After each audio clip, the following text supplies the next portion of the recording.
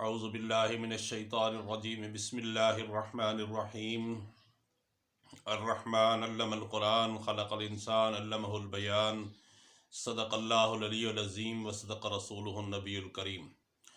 ممتاز channel کے سامعین و ناظرین، میری اللہ تعالیٰ سے دعا ہے اللہ تعالیٰ آپ کو دین و دنیا کی ترقی عطا فرمائے، حضور اکرم صلی اللہ تعالیٰ علیہ وسلم کی غلامی نصیب فرمائے اور خاتمہ بالایمان فرمائے، آمین۔ ہم پڑھ رہے تھے شیخ سعدی رحمۃ اللہ علیہ کی کتاب کریمہ، تو ہم نے کل پڑھا تھا در مذمت بخیل، اس کے چند اشعار رہتے تھے، آج ہم وہ پڑھتے ہیں۔ آئیے ہم پڑھتے ہیں۔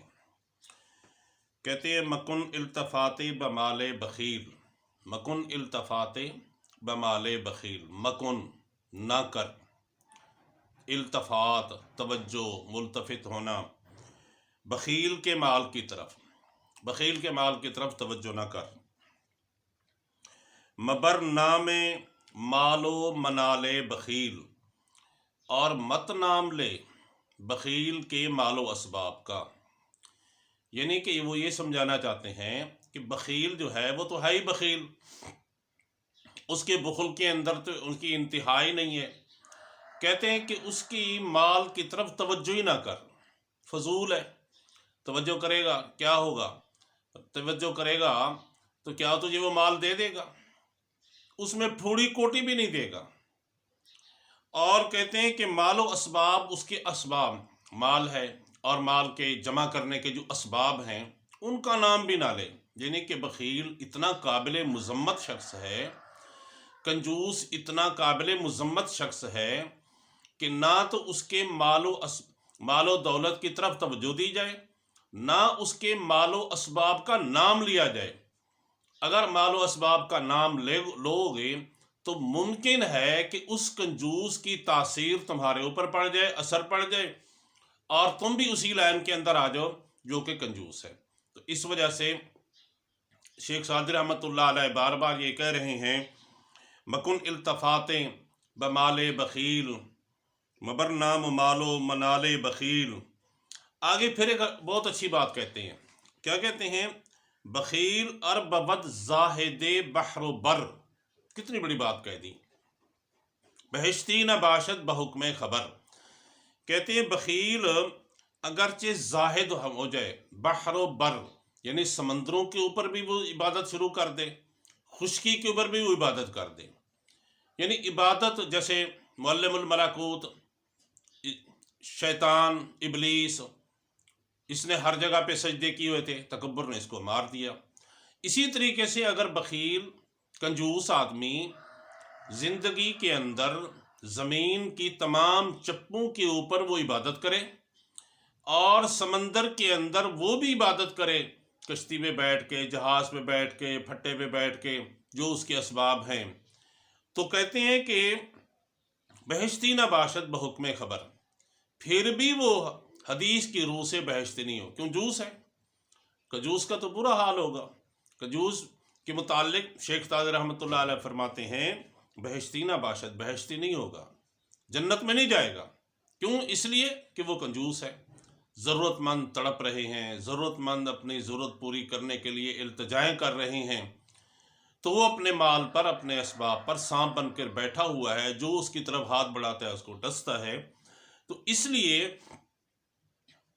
کہ اس کی اس نیچر سے، اس کی اس خصلت سے، اس کی اس عادت سے فرمایا کہ وہ جنت میں نہیں جائے گا۔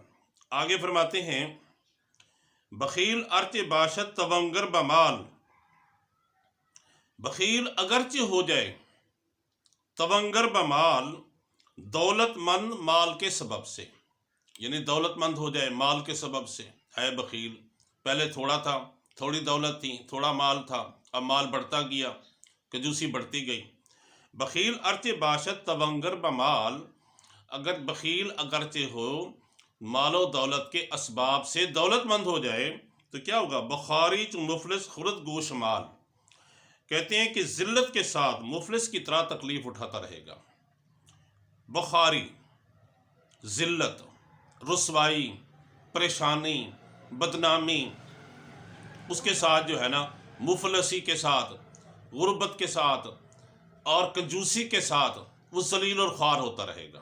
گوش مال، گوش کہتے ہیں اصل کان کو، مال منی کان مروڑنا، جیسے اساتذہ طلباء کا کان مروڑتے ہیں تو اس کو گوش مالی بھی کہتے ہیں۔ ٹھہر جا میں تو جی گوش مالی کرتا ہوں۔